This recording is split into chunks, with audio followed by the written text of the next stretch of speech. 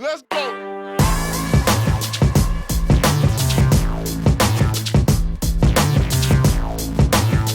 Welcome back to another video. This is your host Ahdontron from NerdTots coming at you with another review. And for all of you who have been sticking with me for the previous videos, thank you so very much. I very much appreciate it. On top of which, let's discuss about this week's video. We're going to talk about an old school anime movie called Project A-ko. It's part of a series of films. The first one came out in 1986. I was like 2 when this movie came out, but oddly enough, I remember it like several years later. It is definitely, without question, an anime sci-fi action comedy. Now, I will say, just like in my other previous videos, I'm going to go into spoilers. I am going to talk about the movie. I'm going to talk about some of the plot points. If you don't want to deal with that, check out the comment section down below. I'll have the time of what you can skip to and get the highlights at the end without having to deal with any of the spoilers. That being said, let's talk about this movie. First thing to note, this is definitely a film where I love the animation style. I was a big fan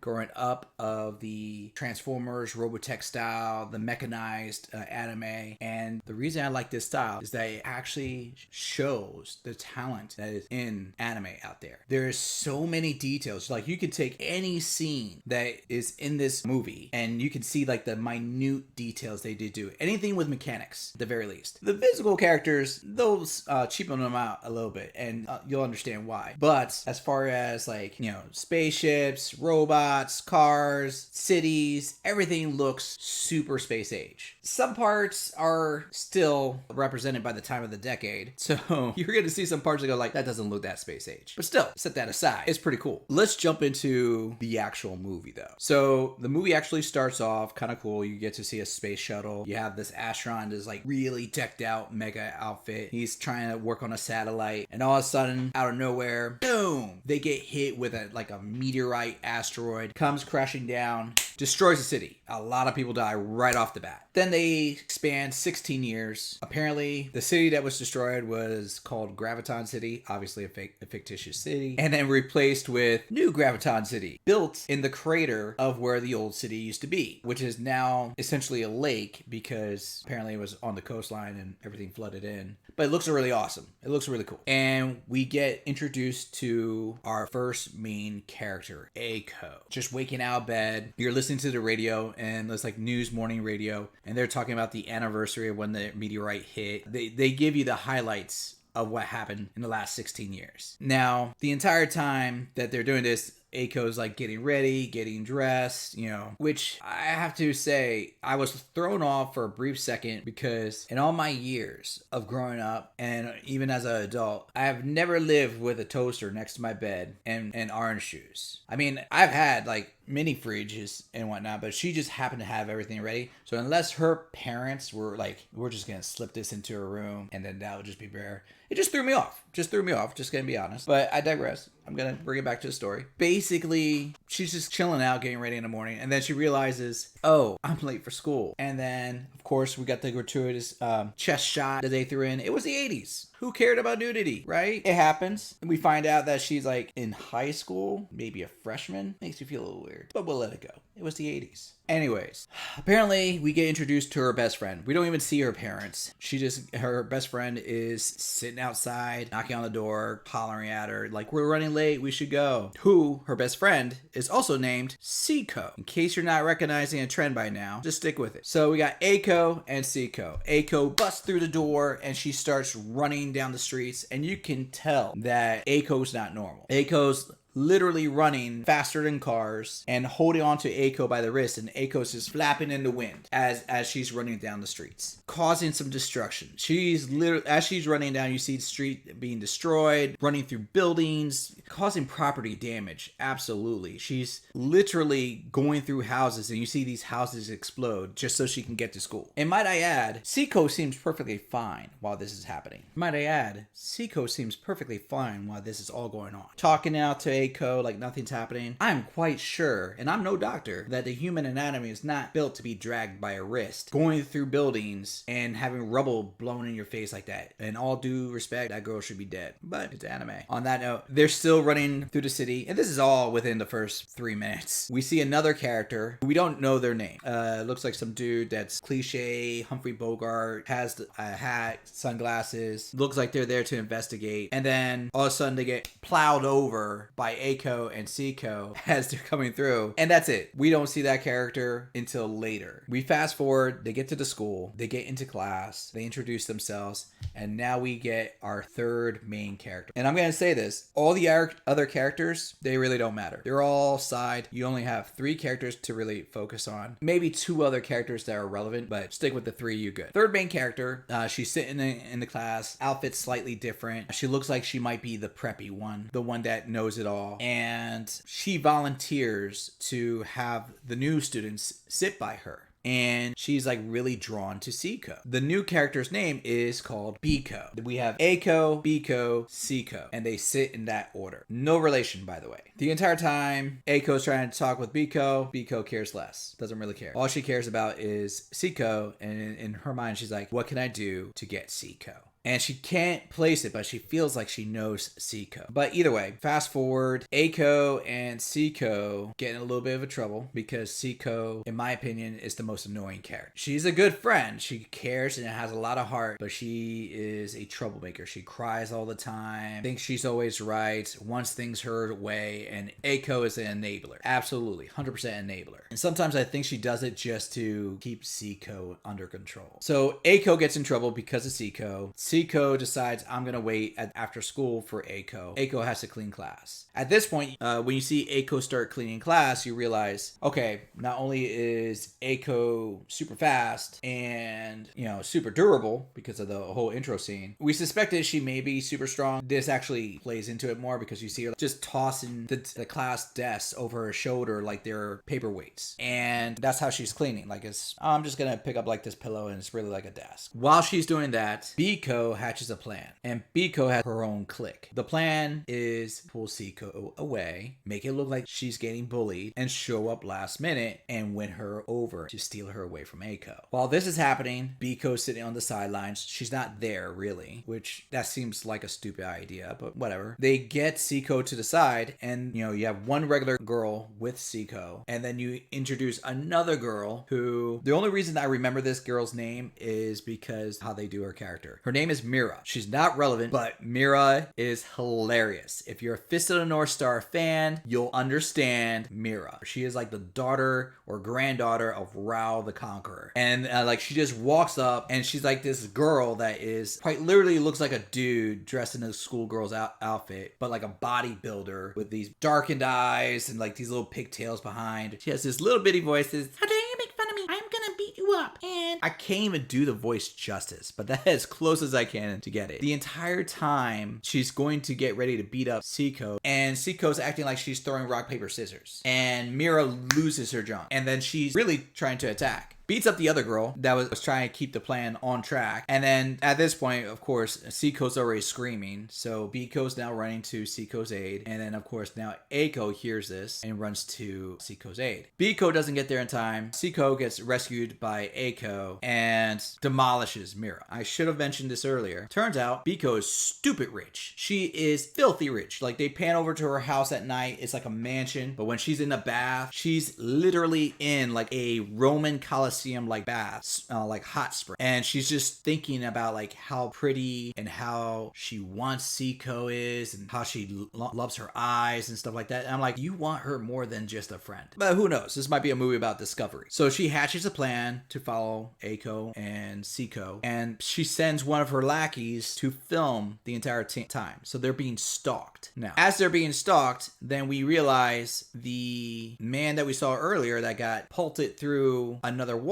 is actually watching them at the same time too. Biko starts reviewing the footage and he realizes she knows Eiko and Seiko. Now, it's the next morning after this. And this is all happening over like a week's time, maybe a couple weeks. Next morning, Siko and Eiko show up to school. Biko's been waiting for them, and she confesses that they all knew each other. They knew each other from kindergarten about 10 years back. So these girls are like 16-ish. It turns out Siko knew Biko first, and Biko considered Siko her best friend. But Siko considered Biko to be a bully because she always picked on her, dropped frogs down her shirt, and so forth. And Eiko would come to Siko's rescue, especially after one time a wolf escaped from a zoo and so forth. So apparently Eiko's always been a savage superhuman beast. No explanation, but she has. And Biko has always resented it. They never resolved it back in kindergarten because Siko and Eiko had to move, and Biko didn't. But now they met up again, and Biko wants to resume the challenges. So she brings out a mecha suit. She doesn't wear the mecha suit. She makes one of her other lackeys wear the mecha suit. And not even having a chance to swing, Eiko rips out the gut of the mecha suit and knocks it over. Class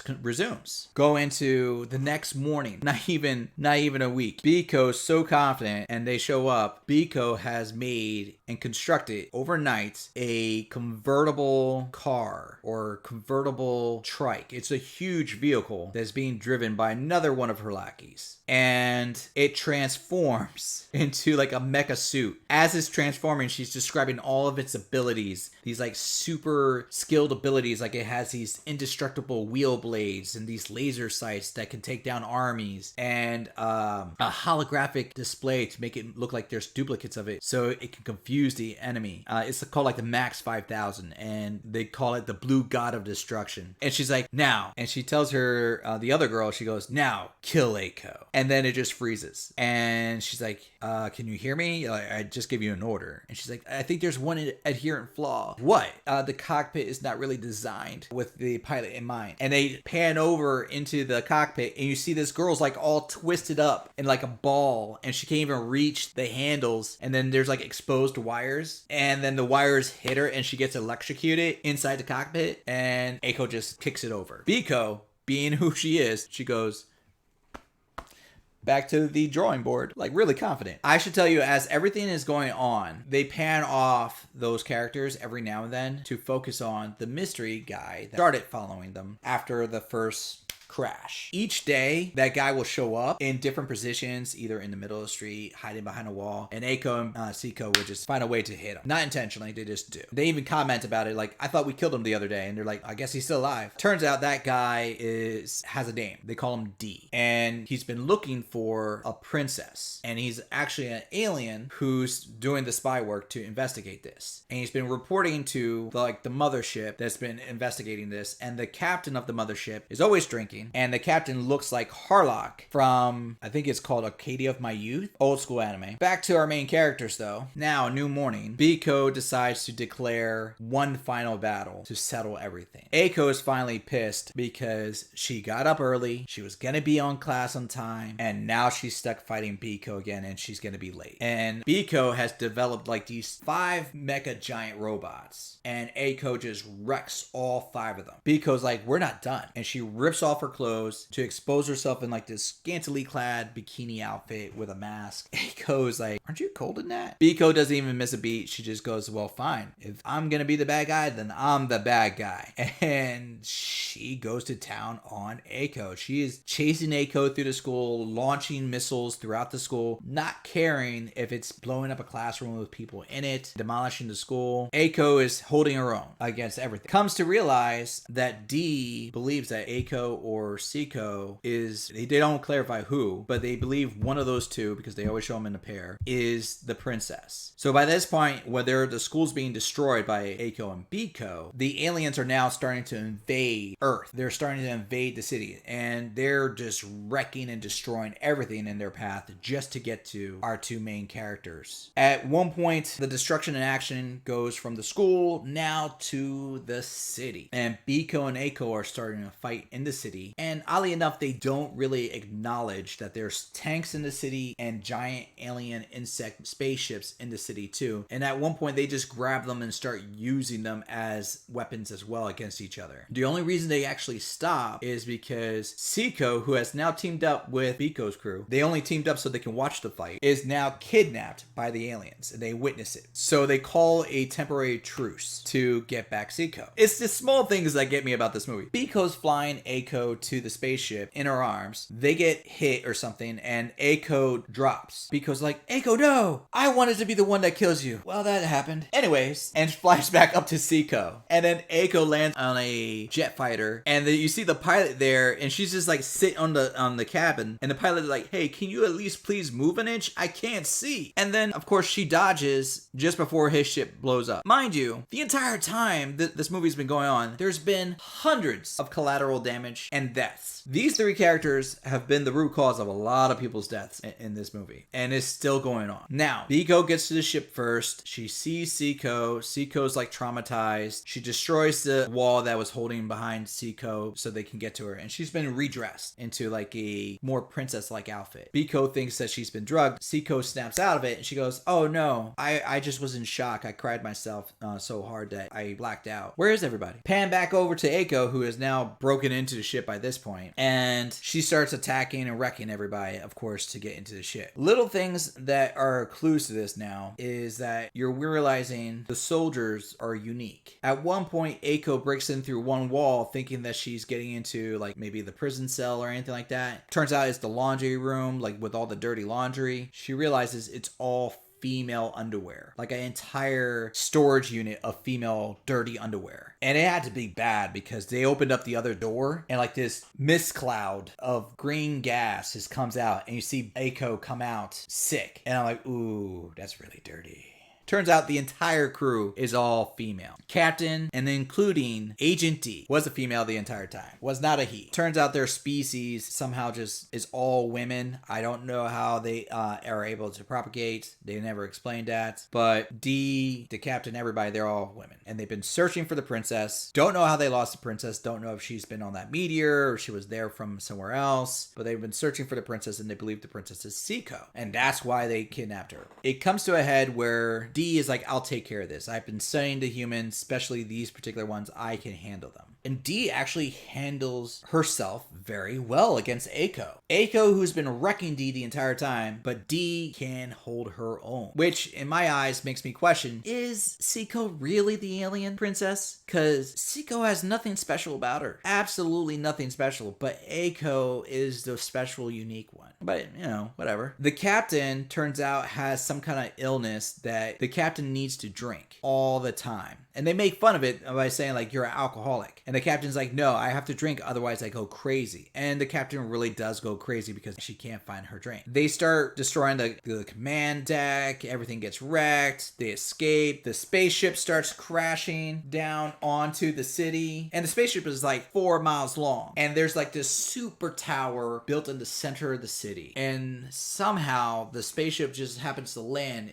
just right, scrapes all the way through, lands just right, and balances itself perfectly on top of the tower. Like it could tilt at any moment, kind of look. Pan over to a little bit later when things calm down. Aiko wakes up again. Seiko's there. They're getting ready to leave for school. Aiko passes her parents. Now you get to finally see her parents, and it's a quick glimpse. The mom, I thought, looked like no one I recognized. Honestly, I didn't recognize anybody. But the father was holding a newspaper, had glasses and some slick back hair and was wearing a suit. And then it dawned on me, the mother was folding a shirt that had like a S on it. So I'm like, oh my God, it's Lois and Clark. It's Superman, you know, but she was kind of blondish hair. So it could have been another character. I did read afterwards, just to interject this, that a lot of people theorized that it was actually Wonder Woman and Superman, but whatever. Then they show the two girls walking back to school and you see the spaceship is still there, stacked on the tower. The aliens aliens are in the city, and like D is holding a sign saying feed the homeless aliens. The captain is holding a sign, I need a drink, I have a condition, and people are just ignoring him. It's kind of sad, really. And then of course A-ko, C-ko come to the school, and there's B-ko waiting for them again, ready to battle. And that's it. That's the entire movie. I just summed up the entire 80 minutes of that film. I'm not gonna lie, it was entertaining. So just to recap the highlights of this. The animation on this movie is the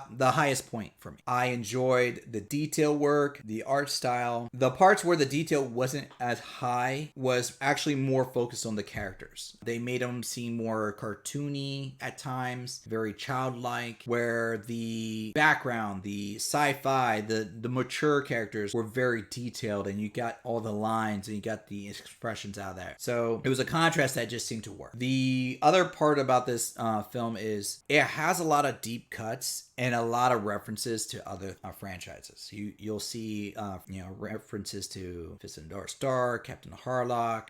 They even reference like Kentucky Fried Chicken at one point, which I thought was a funny moment. And it is just something to look forward to, like if you can spot those kind of things. Now, if you're not into the anime world, and especially the old school anime, like 80s, 70s anime, then you're probably not going to get a lot of those references. And that could actually hurt this film. I can see that being not a good thing. It's definitely a product of its time. On that note, the sci-fi aspect, everything looked very space age, everything looked like high tech, and then all of a sudden they're radioing the spaceship using like a brick cell phone as a method of radioing a spaceship, and they're like hitting the buttons. So there are aspects of it that is just a product of its time, and you kind of can't get out of that. Story, that's the part that hurts it the most. It's not like an epic story. It's very simple, stupid, and you don't get understanding as to why certain things are outweigh. You have a general understanding why the three main characters are working against each other. The three main characters make it very simple as to why you understand the story for their part. The other part feels like it's just thrown in there to cause chaos. And this part, I will say, it's not really a spoiler. There's no explanation why it's called Project A-ko. Nothing in this movie refers to the title as to why this is Project A-ko. Now, granted, this is part of a series of films. I want to say there's 4 other, if not 3 other films, maybe 4. And